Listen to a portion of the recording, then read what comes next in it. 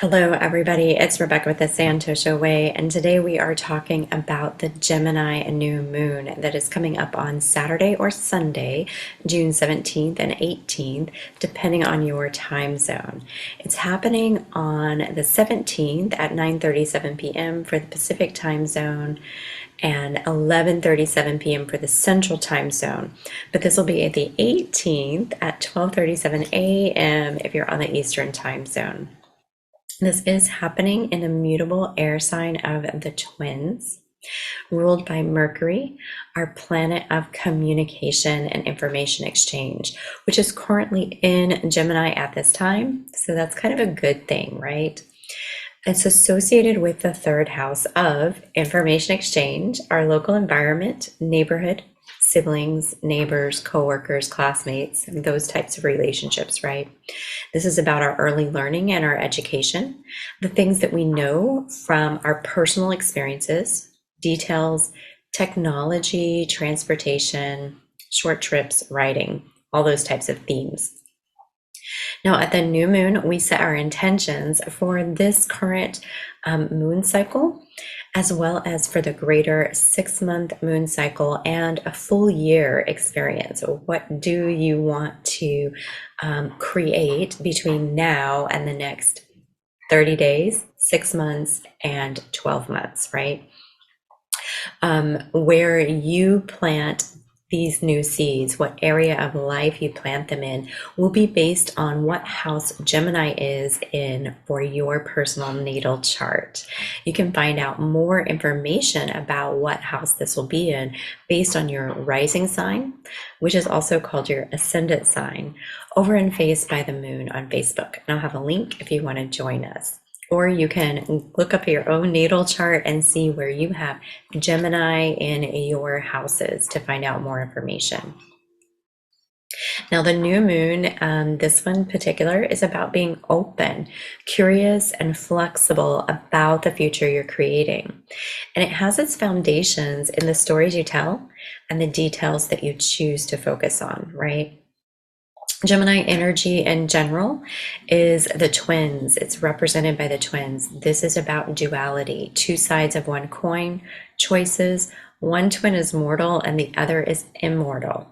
It's about the ego versus the soul, two opposing thoughts and decisions, right? Geminis are playful, curious. They have a thirst for information and knowledge, chatty, flirty, and can often be in their heads.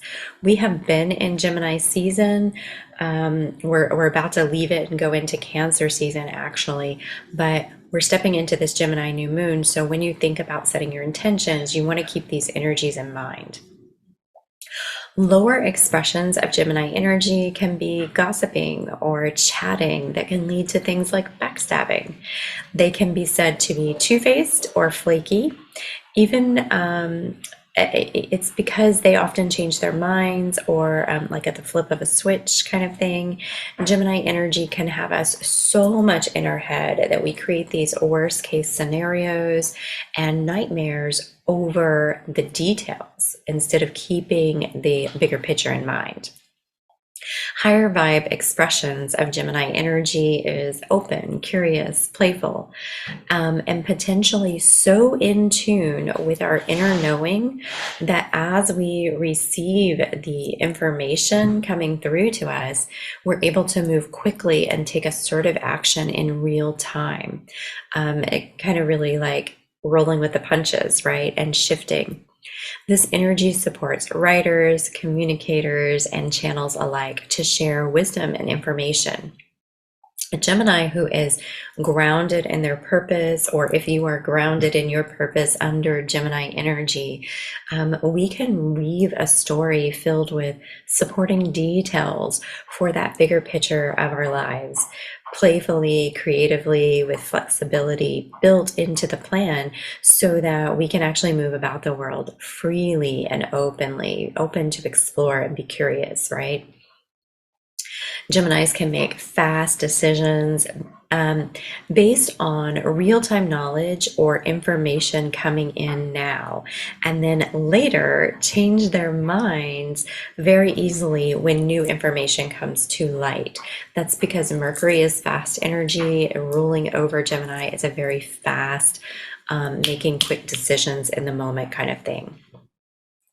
Whatever decisions you make now under this new moon, keep in mind that you may very well change your mind, make an opposite or completely different choice as we move closer towards that full moon that we're going to have. Oh gosh, I think it's not going to happen until July, when we have a full moon actually in Capricorn. But as we approach this energy, you're going to have more information coming to light, and you may think, oh, let me change directions, or now that I know this, I am thinking differently, or I have a different perspective and I would like to shift that, right? So keep those things in mind. When you're putting these intentions out, it's in the darkness of the new moon. There's a lot of things hidden and unknown at this time. Shifts may also happen in your path because of Gemini energy being mutable, meaning that it does change on a dime as new information comes in for us. Be open to learning as you go and flexible enough to change your mind as you explore with curiosity. We want to keep that curious energy going over, because it's more playful and open, over like a fearful, worrisome, like, oh no, what if? We don't want to nightmare over our situations. We want to daydream over them. So some energies at play under this new moon. We do have Neptune in Pisces, and this is really part of the reason why, even though Mercury is in its home sign of Gemini and mental clarity should be a little bit more focused, with Neptune aspecting here, it can create a fogginess and haziness around us. Neptune is the higher octave of Venus, so it's about higher love, but it's also the planet that brings that hazy energy and confusion, and even a loss of boundaries, because it allows us to go through the veil into the other side, into that spiritual realm. But it can also create just confusion because we can't see things clearly in front of us in our reality. It's through the veil, right? So keep this in mind. It is asking us to tune into our inner guidance more so than what we can see with our physical eyes in this external world. It's asking us to really connect with who we are internally instead of looking out around us for those things. We also have the asteroid Juno at play under this new moon energy. And Juno is the goddess of marriage. And this energy brings partnerships and relationships to the forefront. These don't necessarily have to be romantic in nature, but there's an energy here that's basically asking us to keep our unique essence at play. Do not lose yourself in your relationships, whether you're exploring new ones, getting to know people, or whatever it is you're doing. Make sure that you are not blending so much in relationships and partnerships that you don't know who you are anymore, and you don't know how to make your own decisions, and you're not sticking to your authentic truths, right? This can be something that comes up in these situations. So we also have Pluto here, which is our planet of death and rebirth, transformation and empowerment, right? And it's going to really help us to recreate anything that's not serving us right now, be it a relationship, a communication style, or even our own disempowering mental chatter. And it's going to help keep us staying in that highest integrity of who we are, so that we can be unique and authentic and stand up in our own power within our relationships and connections, right? Because Gemini is actually a very social sign, and it's about working with people, partnerships, collaborations, and things like that. And so when we work in these partnerships and collaborations, we want to come to mutual agreements. And at the same time, we want to own our individuality, right? We don't all want to be the same. We want to bring uniqueness to the table. So Pluto is going to help you identify any place that you're giving your power away, and allow you to really transform that and shift things. So relationships, communication, your own mental chatter can be some of the most disempowering things that you have active. And because Gemini is an air sign, it is all about the thoughts and the mind. It's ruled by Mercury. Your mental mindset is so important, and the cultivation of the thoughts that you think, and really being aware of the thoughts you think and the stories that you're telling is so important. And some of the stories that we tell can be the most disempowering stories.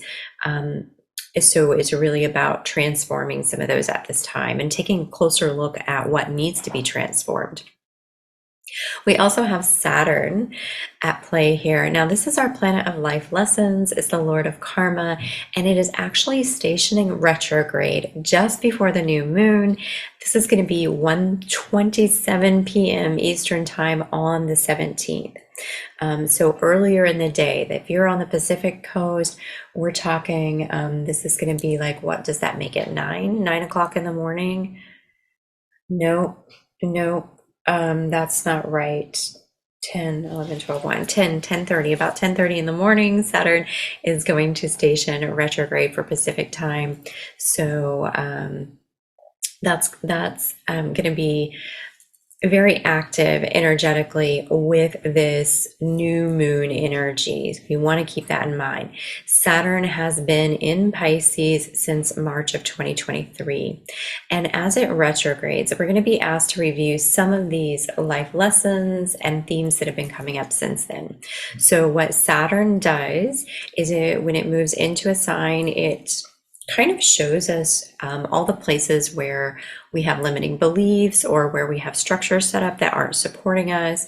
It shows us our area that we have room to tighten our belts and really clean it up and get more disciplined in order to create what we really want to create. It shows us where our structures are not supporting us and where we need to refine and pick it up a little bit, I guess, in our lives and create quality over quantity, which is what Saturn is all about. It's here to refine our lives. It's into something that is more supportive and structurally something that we can build upon. And Saturn does like that quality over quantity that will stand the test of time, because that's ultimately what you're always moving towards, is building something that is going to last, something with integrity, something that is substantial and solid. So while Saturn is retrograding, we're going to be asked to start looking at some of those themes in our lives and those areas, what's working, what's not working, what do you really need to tweak? And it's going to be tied into this new moon energy and those intentions that we're putting out. And Saturn is really going to ask us to be committed to the structures that we want to create and be committed to the stories that we're creating about it, and really make some positive shifts and changes. Now, I will say, if you're having a Saturn return, square, or opposition at this time, you may notice more restrictions or limitations than others. So this is going to be anyone who has a natal Saturn in Pisces. You're having a Saturn return. If your natal Saturn is in Virgo, you're having an opposition. And if it's in Gemini or Sagittarius, this is a square, and it just creates tension. It creates frustration. It can feel very limiting and restrictive, and feel like, oh my gosh, this is not working. I have to change things, right? So this is all about refinement so that we may develop better and more supportive structures in our lives, no matter how frustrating it can be in this moment. Keep that in mind. Those are the main energies at play under this new moon. Some questions you can ask yourself are, what stories do I want to be telling by the end of this moon cycle? What stories do you want to be telling about your life? What things do you want to be creating for yourself? Also consider that 6-month cycle. What stories do you want to be telling? What do you want to be harvesting when we reach that full moon in Sagittarius that's going to come in the fall, or excuse me, the full moon in Gemini that's going to come in the fall, in Sagittarius season, actually. That's what I was thinking. What do you want to be harvesting then? And then for the next 12 months, by the time we reach Gemini season 2024, what do you want to be saying? This is my story. This is what I created from a year ago. I have to tell you guys, when you start working with the moon cycles and when you start writing these intentions out and creating them and really tapping into what your heart is calling you forward to, what your soul is asking you to experience, you will find that these things do come to fruition to some extent, shape, or form if you put any work into them at all, if you put any actions behind them, and if you really work with them. I have reviewed things from a year ago that I put out, intentions that I made, that I'm like, oh my gosh, I'm literally sitting in the middle of that experience right now. I cannot believe that, right? And some of it's things that I forgot I had even asked for. So when you work with the moon cycles, when you put these intentions out, you really can create so many wonderful things. Be open. Other questions you can ask: can I expand my dream bigger than I can actually imagine? And this is a really hard concept to consider here, because it's the understanding that, first off, if you can't even imagine it, how can you expand it into bigger? How can you expand your current dream into something bigger if you can't even imagine it? So it's really going to take some time for you to sit down and really think about, what are my biggest dreams? And how can I make it even bigger? And this is going to bring up probably a lot of limiting beliefs and fears for you, because you're being asked to go beyond the dream that you think is your biggest possible dream. The energy that is supporting this is a combination of this Gemini energy about the stories that we tell about our lives, and the Neptune energy. Even though Neptune can be foggy and hazy, it's actually a great energy for creativity. Gemini energy is great for creativity as well, but Neptune is over creativity. It's over the dream world. It's over these types of rose-colored glasses types energy, those types of things. Now, you don't want to get caught up in a delusion, right? But you want to be mindful that if you can truly dream it and believe it and work towards it, you can create anything. So go really, really big and open up to what is possible in your life. Other questions: what stories do I currently tell that it's time to rewrite or tell differently? Consider both your inner dialogue and the things you say out loud. I can remember some of the first times I said things out loud to someone about my past that I was like, oh, I've got to quit telling that story that way. It doesn't serve me. It doesn't serve the other person. It doesn't serve the highest good for all. How can I tell this story differently that honors everyone involved, that honors not only my personal truth, but the greater truth of the situation, and honors this energy where I am now, because the person I am now doesn't even see my past the same way that I used to when I was in my past having those experiences, right? So consider, what stories you're currently telling and what needs to be rewritten or told differently in a more supportive structure, especially if you're creating yourself as the victim in a story. And this isn't about dishonoring the human and dishonoring the human's experience, but often, I don't even want to say often, what you can find to be true is that your experiences have created you into the person you are and taught you many lessons, and in a lot of cases have made us better as a result of it.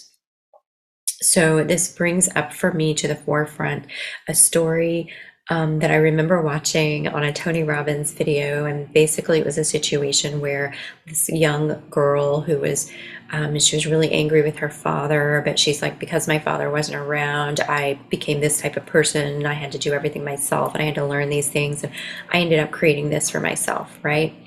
And but she was really struggling still with her father and the way she felt about him. And this is maybe appropriate because Father's Day is coming up this Sunday as well on this Gemini new moon.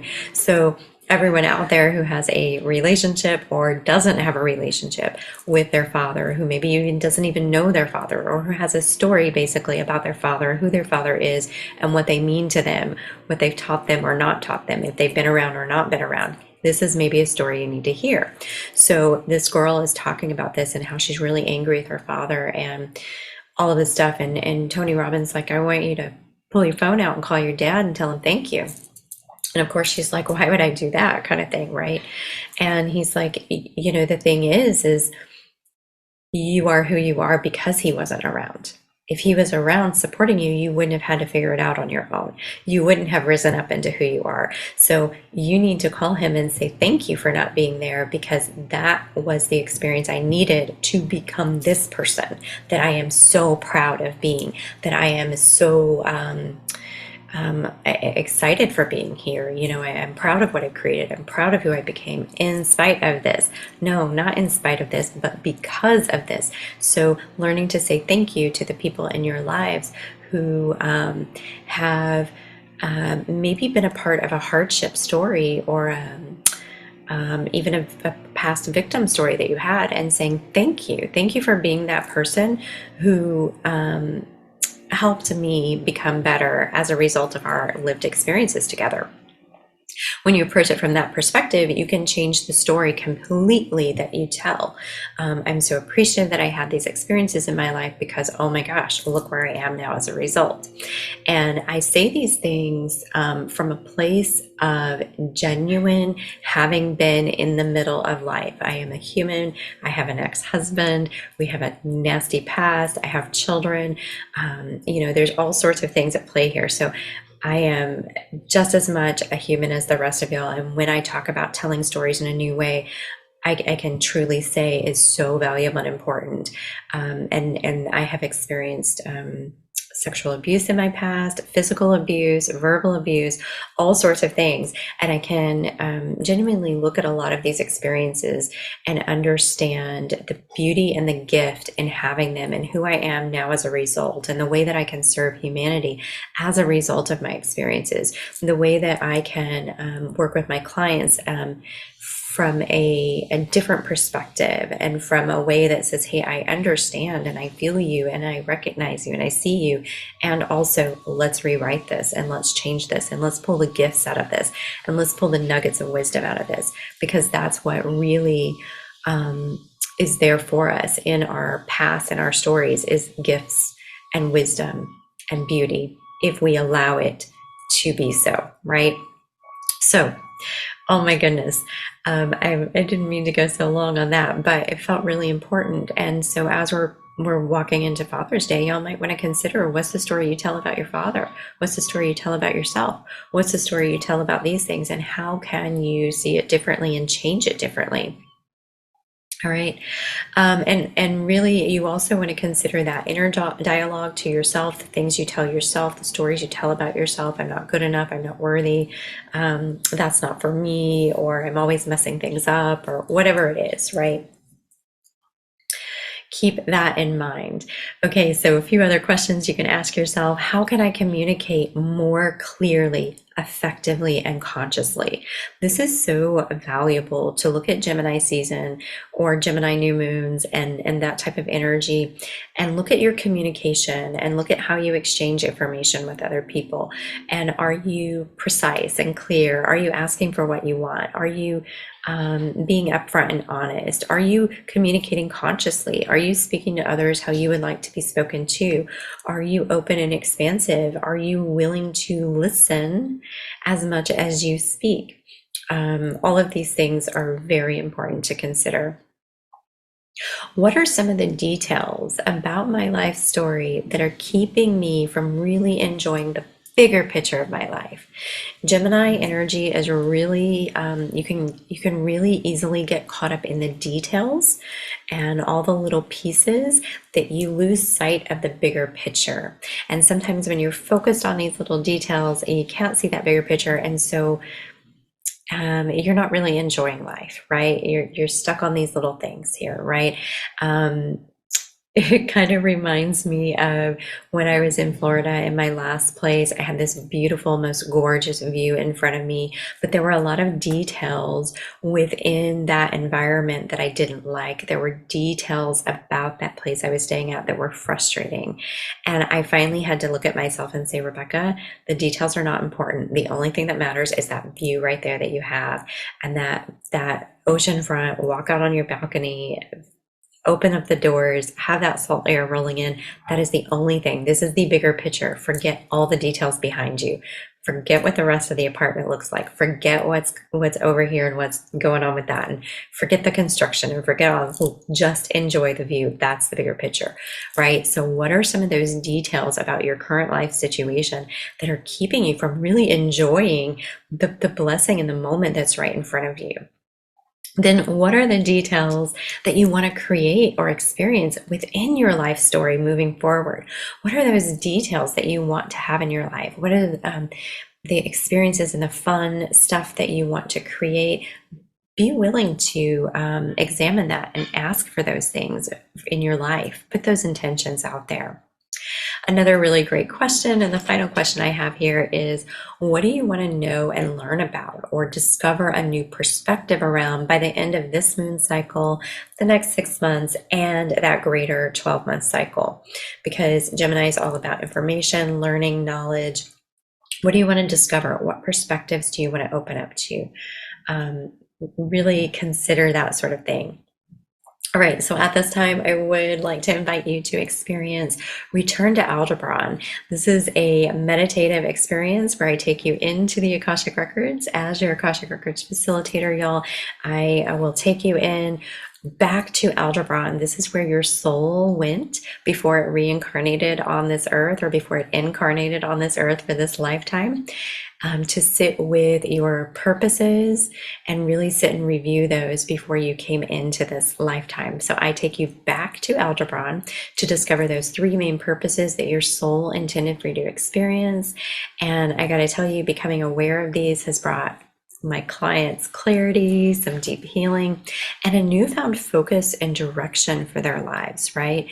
It's a beautiful experience. If you are ready to learn more about what your soul intended for this lifetime, you can return to Aldebaran and experience the meditation yourself. I'll have a link down there. Y'all, it's only 11:11, so it's really not a big investment there for you. If you do want to explore your soul's purpose or have other wisdom, guidance, and healing experiences, consider booking a one-on-one Akashic Records session. I have that link below as well. You can message me for details on current specials that I have on long-term offers, or just whatever specials I do have going on. Sometimes I have lots of great stuff. Right now I do have a handful. For a new moon ritual. All right, it's Gemini season. Gemini is information, words, writing. Write it out. Script that story of your future.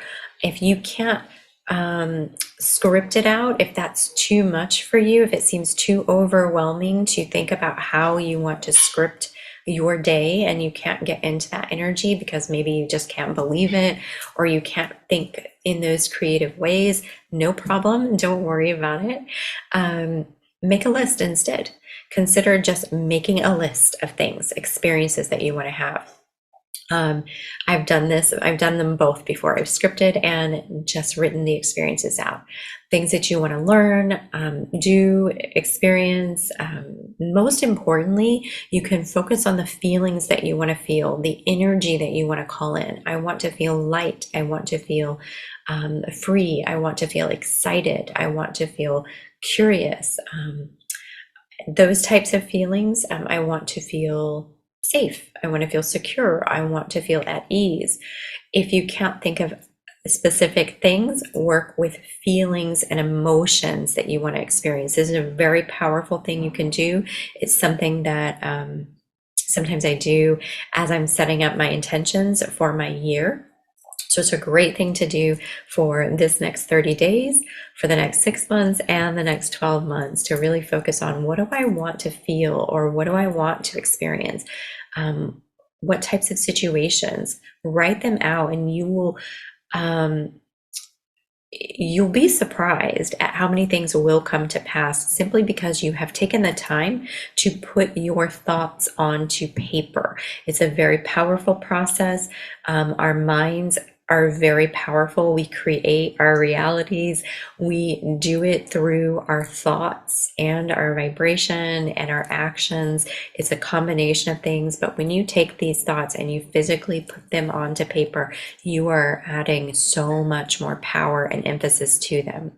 For more ritual ideas, you can join us over in Face by the Moon, where I'm going to be sharing a mindfulness practice in the group and answering questions around that. All right, this is all that I have for you today. I am your Akashic Records facilitator at thesantoshaway.com, and I hope that I see you around in the group. Until then, may you be Santosha.